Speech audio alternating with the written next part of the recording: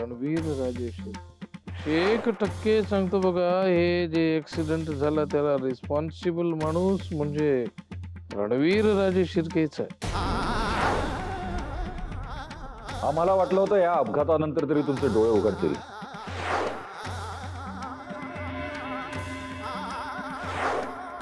खुनी आहेस तू.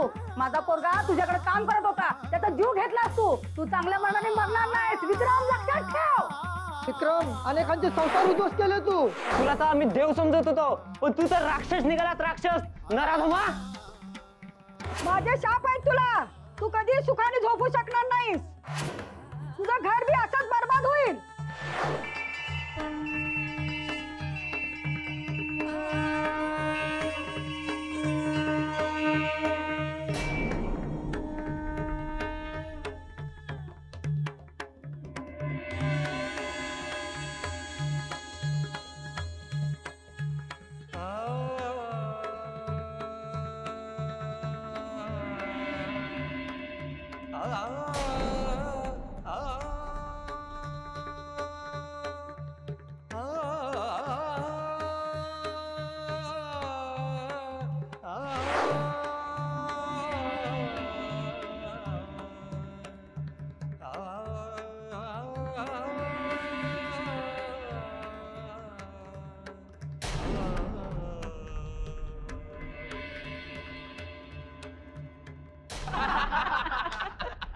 अरे हसू नका, हे जर मराठे सरांनी पाहिलं तर तुमची ट्रान्सफर कुठेतरी जंगलात वगैरे करतील.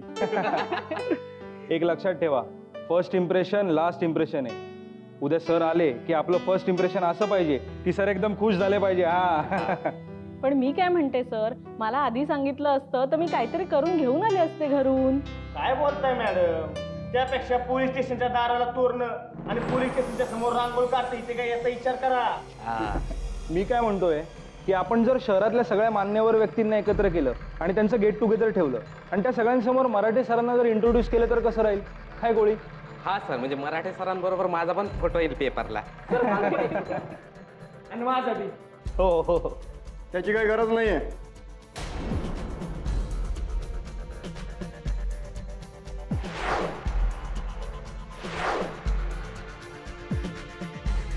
सर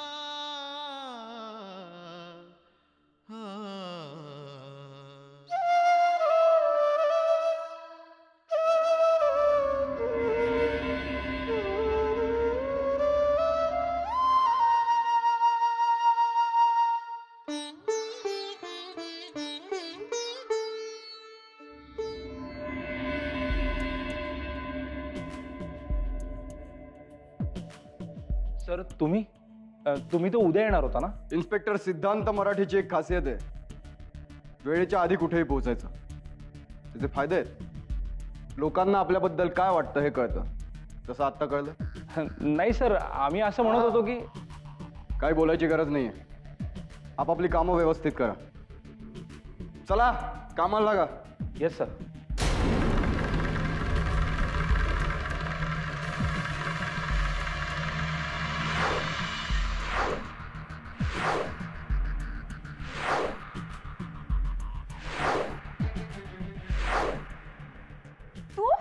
तू इथे?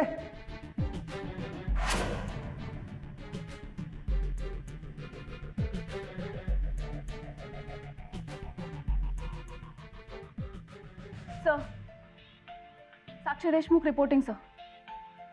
मला जरा येऊन भेट.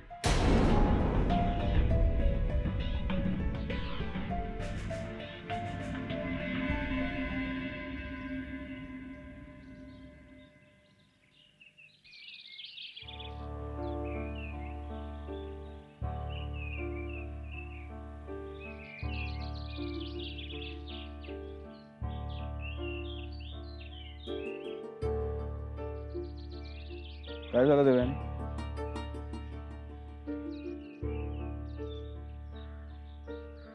जे घडलं ते बरोबर नव्हतं विक्रम. मी आधीच सांगत होते की मी पूजा नाही करत. पण तू पूजा का नाही करायचीस? कारण साईमांना ते मान्य नाहीये म्हणून. देव्यानी या घराण्याची सून आहेस तू. मुळात तुला अडवण्याचं कारणच काय? विक्रम, साईमांनी मला अजून सुनेचा दर्जा दिलेला नाहीये. आणि हे बघ, एक गोष्ट तू विसरतोस. ह्या घरात त्या मोठ्या आहेत. तुझ्या आई आहेत त्या विक्रम. आहेत, पण म्हणून कोणाचाही अधिकार हिरावून घेण्याचा हक्क त्यांना दिलेला नाही. आणि विक्रमादित्य राजे शिर्क्यांच्या बायकोचा हक्क तर नाहीच नाही. मला हेच कळत नाहीये की प्रत्येक गोष्टीत आपण जर त्यांच्याशी भांडलो तर परिणाम वाईटच होतील ना. त्याच्यापेक्षा आपण विरोध न करता जर त्यांना नीट समजावून सांगितलं तर काय हरकत आहे? चुकते सुदैवाने. असं सतत सगळ्यांशी चांगलं वागल्याने काही घडत नाही आयुष्यात. चांगलं अशाच लोकांशी वागायचं ना ज्यांना चांगलं वागण्याची कदर आहे. तू त्यांच्याशी चांगलं वागून काहीच फरक पडणार नाही. कारण काही काही लोक असतात अशी की ज्यांना ज्या भाषेत कळतं ना त्याच भाषेत उत्तर द्यायला लागतं. मला खूप भीती वाटते विक्रम. साईमा आणि भैयासाहेब या गोष्टीचा नक्की आपल्यावर राग काढतील.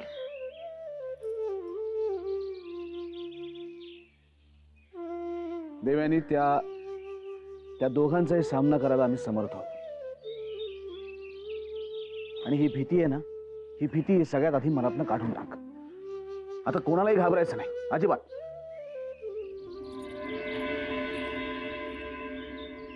आम्ही आहोत तुझ्याबरोबर, तुझ्या सोबतीला. आपण जर असेच वागत राहिलो तर आपला अधिकार आपल्याला कधीच मिळणार नाही. आता आम्ही बघतो या घरात तुझं कोण वाईट करतं ना तेच आम्ही बघतो.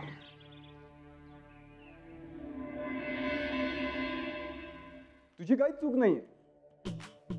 चूक सरकारची आहे, जे बायकांना पोलीस डिपार्टमेंटमध्ये घेतात. नाही, पोलीस डिपार्टमेंटमध्ये बायकांना घेऊ नये अशा वैयक्तिक मताचा मी आहे. एक मिनिट, माझ्या बोलण्याचा चुकीचा अर्थ घेऊ नकोस.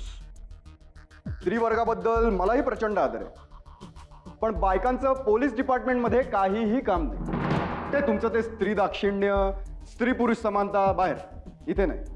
हा,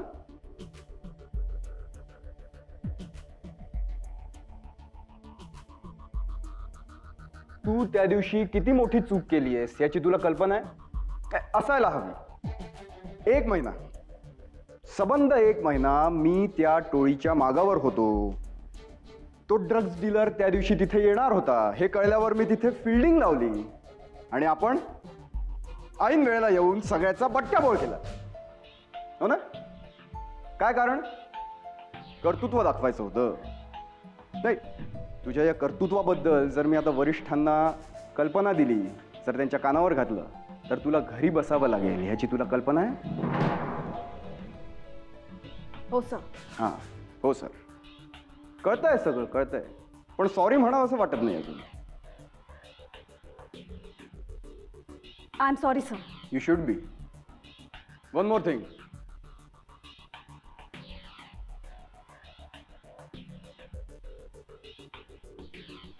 तुला जर या डिपार्टमेंटमध्ये राहायचं असेल ना तर इथले नियम आधी शिकायला लागतील. काही महिन्यांचं ट्रेनिंग घेऊन कोणी ऑफिसर होत नसतं. याच्या पुढे मी जे सांगेन ते आणि जेवढं सांगेन तेवढंच करायचं.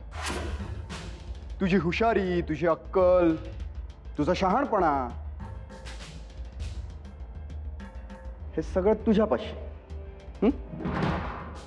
निघा आता. I said leave.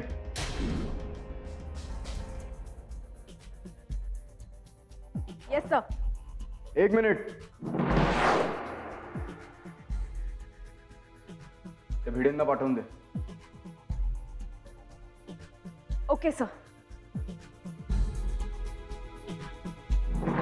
विक्रम भाऊजी आणि देवयानी या घरात राहायला आलेत याचा खरंच आनंद होतोय मनाला. पण का कुणाच ठाऊक भीती वाटतेय, धाकधूक लागून राहिली आहे. नताशाच्या बाळाची ती गोष्ट आता त्यांच्यापासून लपवून ठेवणं कठीण होणार आहे आम्हाला. काय करू? सांगून टाकू सगळं देऊला? काय विचार करतील ते? प्रियावेणी,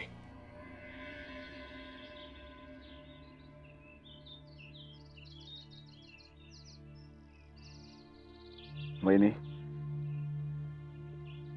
त्या दिवशी तुम्ही ज्या पद्धतीने, ज्या खंबीरपणाने मनापासून आमच्या पाठीमागे उभे राहिला, आम्हाला खरंच खूप बरं वाटलं. मनापासून सांगतो.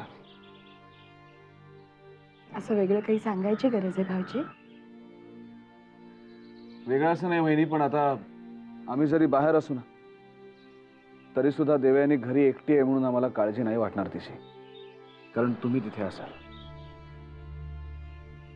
बरोबर बोलताय तुम्ही भाऊजी. देवयानीची काळजी तुम्हाला करण्याचं काहीच कारण नाही. खरं तर देवयानी स्वतःच एक खंबीर मुलगी आहे. हळवी आहे ना म्हणून त्रास होतोय तिला. पण आम्हाला विश्वास वाटतो भाऊजी, देवयानीचे जी या घरातल्या बऱ्याच गोष्टी बदलू शकेल.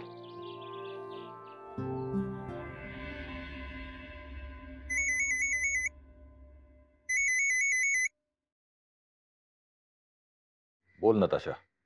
बोलायचं तुम्हाला आहे.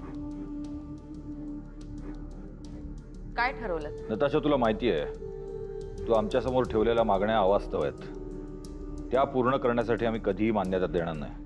आपल्या संबंधांच्या बाबतीतही असंच आहे रणवीर. आपल्या संबंधांना कधीच समाज मान्यता देणार नाही. पण तुम्हाला आपलं नातं मान्य आहे. तुम्हाला माझं मूलही हवंय. मग मी केलेल्या मागण्यांमध्येच काय प्रॉब्लेम? नताशा, अशा आवाजवी मागण्या करून तू आम्हाला ब्लॅकमेल करायला बघतेस. ब्लॅकमेल?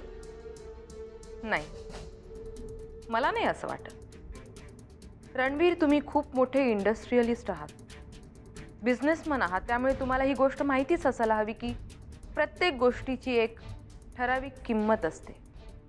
आणि इथे तर प्रश्न राजेश शिर्केंच्या वारसाचा आहे. त्यामुळे याची किंमत ही राजेश शिर्केंना साजेशीच असली पाहिजे, नाही का? आणि तुझ्या मागण्या आम्ही साफ धुडकावून लावल्या तर काय रणवीर? खरं सांगू, मी या गोष्टीचा कधी विचारच केला नाही. आणि मला खात्री आहे की तुम्ही मला कधी विचार करायला भाग नाही पाडणार.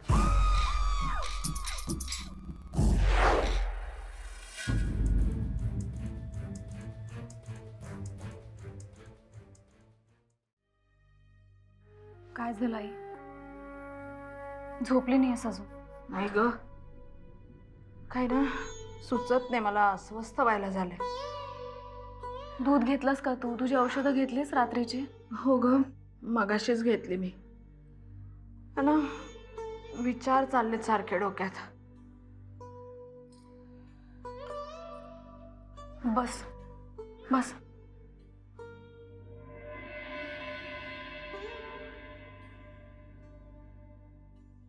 आई कशाला एवढा विचार करतेस ग? कितीही झोपायचा प्रयत्न केला ना तरी विचार येतच राहतात मनात. साक्षी आपली देऊ सुखात असेल ना? आई, देव सुखात नसेल असं तुला का वाटतंय? का आपल्याला माहितीये ना त्या घरात तिच्याविषयी काय काय मत आहेत. हे बघ आई, तसं काही असेल तर देव आपल्याला कळवेलच ना. नाही ना कळवणार. तेच तर, तिला सवयच नाहीये. मला ना कधी कधी कळतच नाही. काही झालं ना तरी देव गप्पा बसेल, आपल्याला सांगणार नाही. आणि तुझं म्हणजे काही झालं नसेल तरी तू काळजी करत बसतेस आई. साक्षी, तू फोन लावून दे ना तिला आत्ता. हो ग, तिच्याशी जरा बोलले ना म्हणजे मग मला झोप लागेल, म्हणजे खात्री पटेल की ही काय ती. लाव ना फोन. लावते फोन.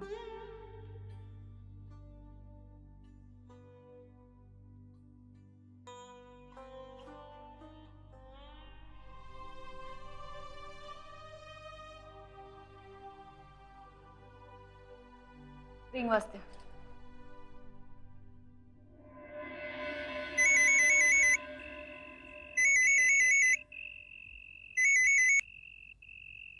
हॅलो. हॅलो देव, अगं मी बोलतीये. बोल आई, काय झालं? अगं कशी आहेस तू? मजेत, एकदम छान. हा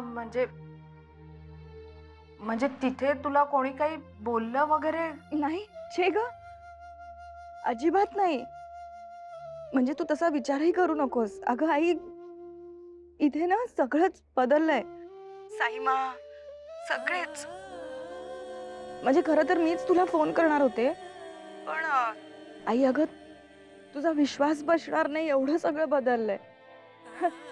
आणि महत्वाचं म्हणजे तुझी देव अगदी सुखात आहे इकडे.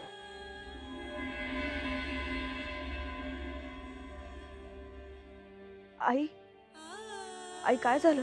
नाही ग, मला आपलं वाटत होतं की नाही आई, खरंच.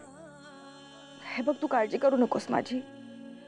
आणि तसं काय असतं तर मी तुला सांगितलंच असतं ना. खरंच खरंच इथे सगळंच बदललंय. तीच माणसं, सगळं बदललेलं. तेच घर, भांडणं नाहीत, टोचून बोलणं नाही.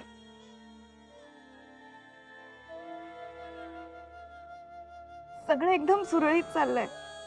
म्हणजे रात्र झाली म्हणून, नाही तर मी तुला सगळं सांगितलं असतं. हो ग, मी तरी काय उगाच भलत्या वेळी फोनवर बोलत बसले तुझ्याशी. बर, ठेवू फोन? काही लागलं तर फोन कर. हा. हो, गुड नाईट. अच्छा.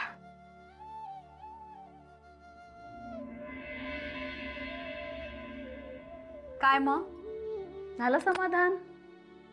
खुश आहे ना तुझी देऊ? हो ग. चल आता झोप, आणि जास्त विचार करू नकोस. नाही ग देव्यान,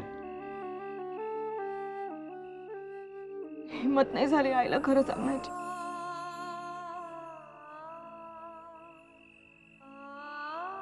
आणि लपवण्याची सुद्धा. आज पहिल्यांदा मी आईशी खोटं बोलले. खोटं बोलली नसतीस तर काय झालं असतं?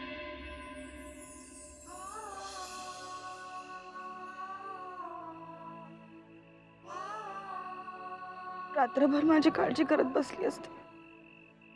हो ना, मग झालं तर. आईला दिलासा वाटावा, तिला तुझी काळजी वाटू नये, ती शांतपणे झोपावी म्हणून तुला वाटेल ते तू बोललीस ना. हे बघ, एखाद्याला बरं वाटावं म्हणून जर आपण खोटं बोललो तर त्याच्यात काही चुकीचं नाही, काही पाप नाही. आणि सगळ्यात महत्वाचं म्हणजे तू खोटं बोललीच नाहीयेस, तू खरंच बोललीयस.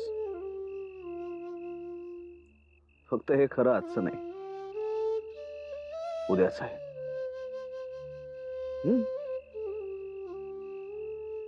तू आत्ता आईला जे काही सांगितलंस ते सगळं तसंच घडणार आहे, तसंच्या तसं. फक्त उद्या, आज नाही. म्हणून त्याआधी हे रडणं बंद कर. आणि तुला माहितीये कोणतरी म्हणतं, जो रडत झोपतो ना तो रडतच उठतो. आणि मला तुला सतत हसताना पाहिजे, झोपता नाही आणि उठता नाही.